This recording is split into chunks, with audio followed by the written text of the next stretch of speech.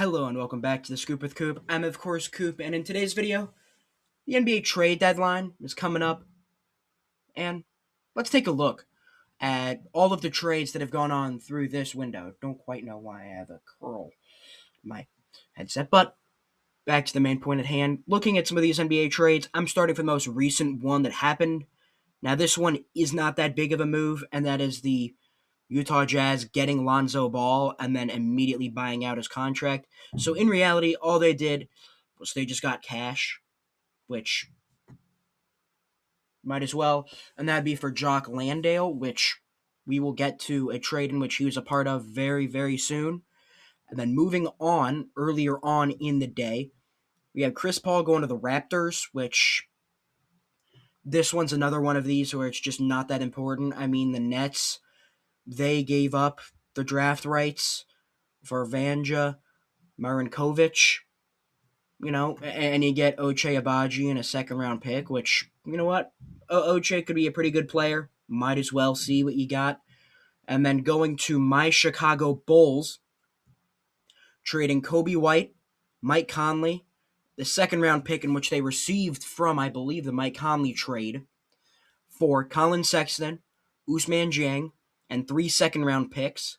And then I believe the Hornets also then traded they then traded Mason Plumlee to the Thunder, which then the Thunder then traded Ousmane Dieng to the Bulls. Which my thought on this trade is, number one, right off the bat, I love Kobe White. Right, he's one of the few players with the Bulls who's actually stuck around, and you can maybe delude yourself into thinking he could be something. But I think that this whole trade deadline has been an acknowledgement that it's over in Chicago and it's time to tear things down, and that's exactly what they've been doing. And I think that it is good that they've been doing this, but it's still tough to willingly get rid of players. But also, you clear up the logjam at the guard position, and you bring in Colin Sexton, who he's an okay rotational player, and he's just an okay backup guard, which, whatever. You get 3 second-round picks, which they have acquired a ton of second-round picks, which hopefully that then means they could go and try and trade for Giannis with all those picks, because I wouldn't mind seeing, or at least that's how it appears to me, that they're going out and swinging for the fences, because you don't acquire this many second-round picks, as well as you get all of these young players, if you're not going to trade for someone of that caliber, because, at least for me, it makes no sense to trade for a ton of second-round picks. They mean nothing. Usually when you package a ton of them, I believe around 3 to 4 is what a first-round pick is, and they have got a ton, which when we get onto the earlier trades in this window, you will see a lot of second-round picks get exchanged. But it's tough to see a guy like Kobe White go. Mike Conley, you knew he wasn't going to be on the roster for long after a trade that the Bulls had made earlier on in this window. And I think this is a good trade for the Bulls, as you get younger with Ousmane Dieng, you get a developmental forward, you get second-round picks, you get rid of some of the money in both Kobe White and Mike Conley, and then you also can bring in Colin Sexton to be a rotational player for them. And then the Oklahoma City Thunder, not long before this, traded for Jared McCain, and they gave up a first-round pick from the Rockets, which that one won't be a great pick because the Rockets have played very well. A 2027 second-round pick, so next year, and that one is the most favorable from the Thunder, Houston, Indiana, or Miami. So it is the most value. It is the best pick of those, and then 2 second-round picks from Oklahoma City and Milwaukee. For the Thunder, I think it's a good trade. You get someone who's a young player and last year balled out, and I do worry about why he's fallen off of a cliff since he sustained an injury and just got a finger injury, I believe. But for Philly, you have a kind of clump of guards, and you would want your young guard, VJ Edgecombe, to kind of ball out, and so you kind of have to get rid of McCain to let that happen. I mean, you don't spend the number 3 overall pick on a player to not use him, so I understand that, but also I would have liked to have seen him kept around for a bit longer. Because I think he has a good future in this league, but he was going to be your number 3 guard, and I don't know if that's something that McCain would have been okay with, but you get good assets for him, so I'm fine with that trade. You just would have liked to see more. Now it's time to get angry. The Dallas Mavericks trade Anthony Davis to the Wizards, and for the Wizards, I actually like this move. I'm going to be honest. You get rid of Malachi Branham, Marvin Bagley, Chris Middleton. You get rid of aging players, and you give up 2 first-round pick, which one of them is a top 20 protected pick from the Warriors in 2030. So that pick means that's basically nothing because either way you're giving up a poor pick. And then a 2026 pick from OKC. OKC is going to be really good, so you're giving up another second round pick. So in reality, in return for Anthony Davis, you got Jaden Hardy, who's someone I think has high potential. You get solid guard play in both D'Angelo Russell and Dante Exum. And then you get Anthony Davis for players who I don't know if they have a spot on the team and 5 second round picks. That is fantastic. I'm going to be honest. But looking at this Mavericks deal, and I know it's a year ago, so you got to let it go, but they basically traded Anthony Davis for Luka Doncic. And in return for Luka, you got Max Christie, Chris Middleton, AJ Johnson, Malachi Branham. I think it was 6 second round picks and a first round pick.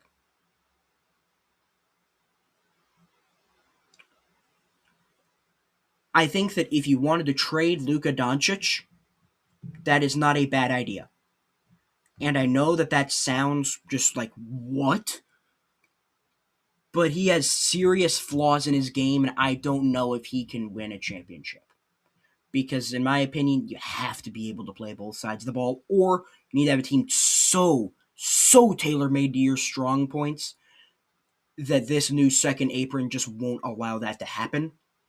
But I think the process in which they did it was so bad that not only do you make the entire city of Dallas riot because you don't even get comparable assets, you get an aging, injury-prone player to go with an older core.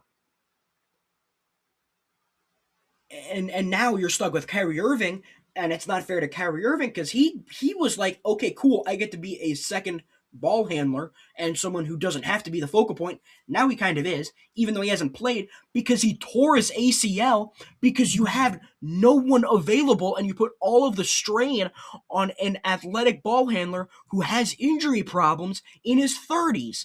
And for looking at it for Anthony Davis, one of the points you made of Luka was he's kind of fat and out of shape, which, listen, I can't necessarily talk about that as much, but even if he was pushing 270, I don't care. If he puts up those numbers, he could have been snorting coke. I don't care. Because if you have someone that talented, even if they don't win a championship and is that beloved, you don't trade him. And you especially don't trade him for someone who literally a year later you trade for Chris Middleton, who is old, AJ Johnson, who hasn't performed, Malachi Branham, who the Spurs were willing to get rid of him, and Marvin Bagley, who's most known for being a bust. And you get essentially 5 second round picks out of it. I mean, this is just so poor management by the Mavericks. And you know what? I know I just got a little heated there, but I'll give some grace to the Mavericks. They knew when it was time because it's over. It is over. They need to completely rebuild. It's done. It's sad to see a team completely nosedive 2 years when they were, I think 2 years ago, they were in the NBA Finals. But it's time because this just isn't working. It's the Cooper Flag era, and you know what? Get ready to speak Tankathon, buddy, because you're playing for the draft now. And then speaking of big moves, we've got the Clippers sending away James Harden to the Cavaliers for Darius Garland. This one isn't much of a shocker. They've been talking about this for what feels like forever. Darius Garland, his days were numbered in Cleveland. It's been kind of known. But I think this is a pretty even trade for both teams, in all honesty. For the Clippers, you get a good ball handler and you get a good scorer in Darius Garland, who's younger and can maybe help you build for the future a little bit more, and who's going to be around for the long term. And for the Cavaliers, you're in a win-now window. You get James Harden, which I know that's kind of an oxymoron, but you get someone who better fits the strong points and as well as not as bad of a defender as Darius Garland is, and you get a bit more size in the backcourt to pair with Donovan Mitchell. I really like this move for both teams. So I think it's a very even trade in all things considered. And I think that it's going to be very interesting how we see this Clippers team who started off the year rough and then is really shaped into form. I believe in a stretch of 21 games, they went 17-4, I believe. So it'll be very interesting to see how well they can continue to play, as well as the all-star in Kawhi Leonard, and see how well he can gel with Darius Garland. But I think this is a very interesting move, and I like it for both sides. Moving on earlier into the 3rd of February, we have the Bulls, once again active, trading Nikola Vucevic and a second-round pick for Anthony Simons and a second-round pick. I know I mentioned earlier the logjam at guard, which don't worry, it'll get even deeper, as you can probably see a little bit lower in my screen. You see the G for guard, but sticking with this trade, you get rid of Nikola Vucevic, and, for as much trouble as he's been given by Chicago, he is a pretty good player. He's a consistent 17-10. He's a double-double machine, and he'll fit in great with Boston as a three-point shooting big, and that's exactly kind of what they had with Porzingis, although, just want to mention, Nikola Vucevic is nowhere near the defender that Kristaps Porzingis is, but having that type of player has shown to have some success and a lot of success in Boston, so I think that is a very good move, and to get rid of someone in Anthony Simons who you clearly don't think is there for the long haul, even though he's a young guy and he's averaging, I believe, around 15 points per game. But he's a good player, but he's always someone who, anytime you have those score first guards who can't do much else, there's always a ceiling on how much they can contribute. And I think for the Bulls, might as well, because it's not the time to contend. You might as well see what you have in these young players, and if someone works, great. If they don't, gone. I mean, that's how I view things. And then speaking of just getting rid of players who just aren't working out anymore, you have Mike Conley, who was with the Bulls for a whole, not even 24 hours. But the Bulls traded away Kevon Huerter, and that's it pretty much. And they got Mike Conley from the Timberwolves, who they just wanted to clear up money, and they received money in return for that. And they traded away Dario Saric, who they got in an earlier trade. So I think for this one, when you look, you get Jaden Ivey, who's someone before his leg injury was someone who's a very explosive scorer. And he's another one of these young guards where it's like, you know what, see if they fit and see if they work out. But I think it's a pretty good trade, all things considered. For the Timberwolves, you free up room for Giannis. Can't get mad about that. For the Pistons, you get a shooter and you get a first-round pick and you get some veteran experience. That's exactly what you want to get. And for the Bulls, you get younger because you get Jaden Ivey and then you immediately flip Mike Conley. But I think all things considered, it's a pretty even trade. This was the major kickoff of the trade cycle where the Memphis Grizzlies admit defeat and trade away Jaren Jackson Jr. to the Jazz. Now, I think this is interesting for the Jazz because going into the year, they said, we want to be competitive. We're tired of tanking. We're tired of just not being good. And they have been awful. But I think this move is more so a for the future move, and it'll be interesting to see how they approach this because I believe they have a protection on one of their picks that's like top 8. So it'd be interesting to see if Triple J just decides to rest for the rest of the season and just kind of is chilling out to hope that they get that higher pick. And you also have a lot of young players on this Jazz team. It's blanking on me, but they have a young scorer who's putting up 20. Is it Keontae George? I think it is Keontae George. Who's putting up around 20. But they have a lot of young talent on that team, as well as when you look at this forward combination of Jaren Jackson Jr. and Lauri Markkanen with Keontae George. That's very nice. And you have Walker Kessler, and Walker Kessler might be the best fit for Jaren Jackson Jr. So if they can really shore up that guard position and they can bring in a good 3-and-D playmaker, which that's a very common archetype of player. But if you can bring in a truly solid point guard, this team is not that far away from competing. And if you look at for the Grizzlies, you admit defeat that it's not working. And if you think about it, they got 7 first-round picks for Jaren Jackson Jr.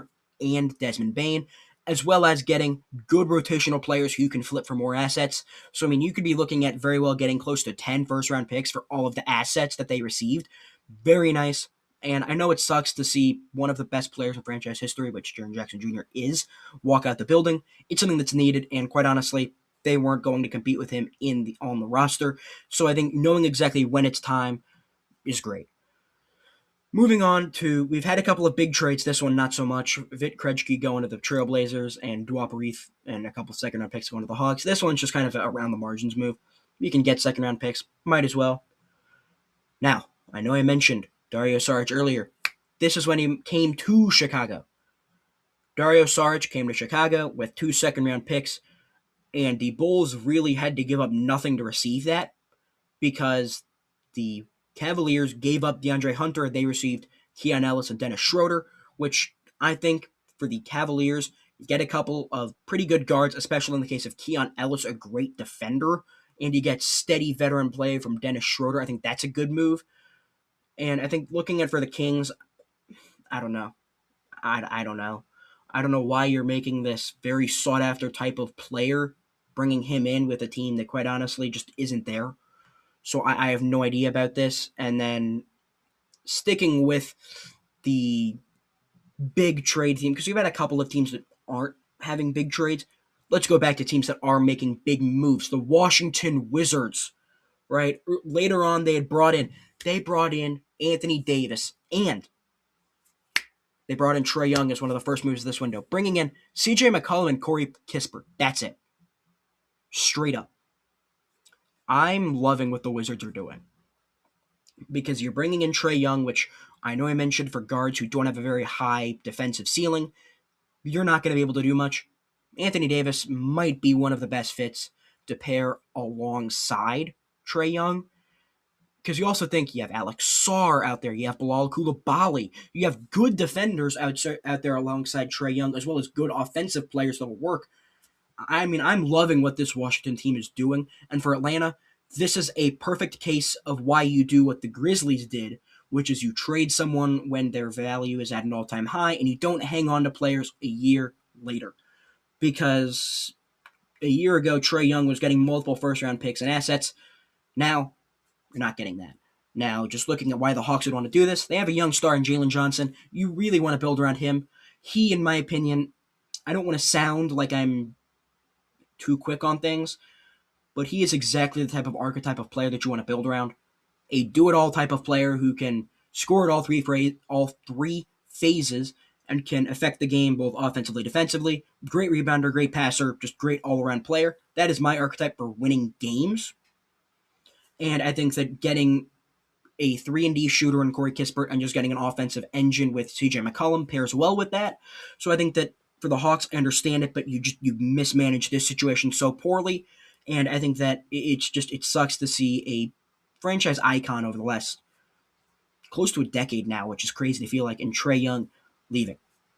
Now, these are all of the trades as of me recording this, which, knowing my luck, there will be more made.